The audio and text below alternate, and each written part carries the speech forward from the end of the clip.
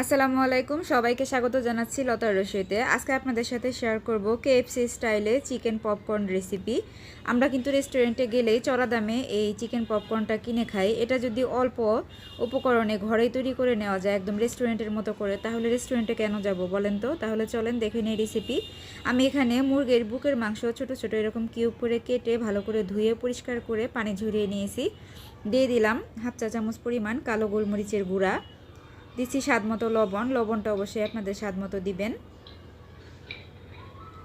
আর চিকেনটা আপনারা বাড়িয়ে বা কমিয়ে নিতে পারেন, সেক্ষেত্রে কিন্তু উপকরণের পরিমাণও বাড়বে। দিয়ে দিলাম লাল মরিচের গুঁড়া পৌনে 1 চা চামচ পরিমাণ, আর খুবই সামান্য পরিমাণ গরম মশলা গুঁড়া।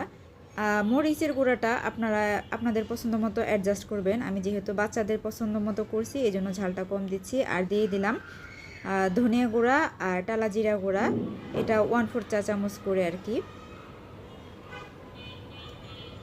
এখন এই পর্যায়ে দিয়ে দিব আদা রসুনের বাটা 1 চা চামচ পরিমাণ। এখন সব কিছু একটু সুন্দর করে ভালো করে মিক্স করে নিব। সব কিছু ভালোভাবে মিশিয়ে নেওয়ার পরে এখানে দিয়ে দিচ্ছি লেবুর রস। এখানে 1.5 চা চামচের মতো হবে লেবুর রস। কারো কাছে যদি ফ্রেশ লেবু না থাকে তবে ভিনেগারও দিতে পারেন, কিন্তু ফ্রেশ লেবুটা দিলে কিন্তু টেস্টটা ভীষণ ভালো আসে।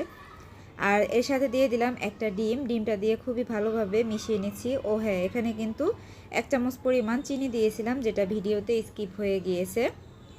এখন এটাকে আমি নর্মাল ফ্রিজে 2 ঘন্টার জন্য রেখে দিব। 2 ঘন্টা পরে একটা মিক্সিং বোলে আমি নিয়ে নিলাম 1 কাপ পরিমাণ ময়দা। আপনার ঘরে যদি ময়দা না থাকে আপনি আটাও দিতে পারেন। দিলাম খুবই সামান্য পরিমাণ কালো গোলমরিচের গুঁড়া, স্বাদ মতো লবণ, আর শুকনো মরিচের গুঁড়া এখানে আছে 1/4 চা চামচ পরিমাণ। লবণটা ময়দায় যতটুকু লাগে ঠিক সেই পরিমাণ দিবেন। এখন আগে থেকে ম্যারিনেট করা চিকেনটা বের করে একটু মিক্স করে নিয়ে সেই ময়দার উপরে একটা একটা করে আমি দিয়ে দিচ্ছি। আমি আসলে এখন যে কাজগুলি করছি এগুলি আপনাদেরকে দেখে বুঝে নিতে হবে।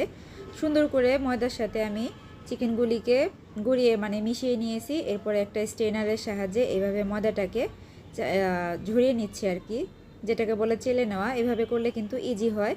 এখন ওই স্ট্রেনার দিয়ে ঠান্ডা পানিতে, এটা ফ্রিজের ঠান্ডা পানিতে ডুবিয়ে আবারও সেই ময়দার মিশ্রণটাকে দিয়ে সুন্দর করে মিক্স করে নিব আর কি। খুব সুন্দর করে মিক্স করে নিতে হবে, একটার সাথে যেন আরেকটা লেগে না থাকে। এই যে দেখেন কত সুন্দর হয়েছে এগুলি। এখন একটা একটা করে সুন্দর করে এভাবে করে নিব। তো চিকেনগুলিকে ময়দার কোটিং দিয়ে নেওয়ার পরে এগুলিকে ডুবো তেলে ভেজে নিব। আর এই চিকেন পপকর্নগুলিকে কিন্তু ডুবো তেলেই ভাজতে হবে। তেলে দেওয়ার পরই কিন্তু এগুলিকে একদম নাড়াচাড়া করতে যাবেন না, 2-3 মিনিট টাইম নেবেন। কারণ তেলে দেওয়ার সাথে সাথে যদি এগুলি নাড়াচাড়া করতে যান তাহলে কিন্তু একটু এবড়ো থেবড়ো হয়ে যেতে পারে আর কি। তো 2 থেকে 3 মিনিট পরে আমি একটু নাড়াচাড়া করে দিচ্ছি।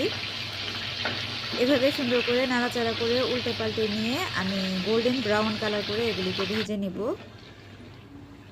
তো ব্রাউন কালার হয়ে যাওয়ার পরে আমি চিকেন পপকর্নগুলিকে তুলে নিচ্ছি। আর যদি একদম গাঢ় কালার পেতে চান সেক্ষেত্রে আপনারা করবেন কি, ময়দার যে মিশ্রণটা রেডি করবেন সেই সময় হাফ চা চামচ পরিমাণ জর্দার রং দিয়ে দিবেন। তবে আমি কোনো রং ব্যবহার করিনি। আলহামদুলিল্লাহ, এটা এমনিতেই সুন্দর একটা কালার চলে এসেছে আর খেতেও ভীষণ মজার হয়েছিল। রেসিপি ভালো লাগলে পেজটাকে ফলো দিয়ে দিবেন আর চ্যানেলটাকে সাবস্ক্রাইব করে দিবেন। যারা অলরেডি কাজটা করেছেন সবাইকে অসংখ্য ধন্যবাদ।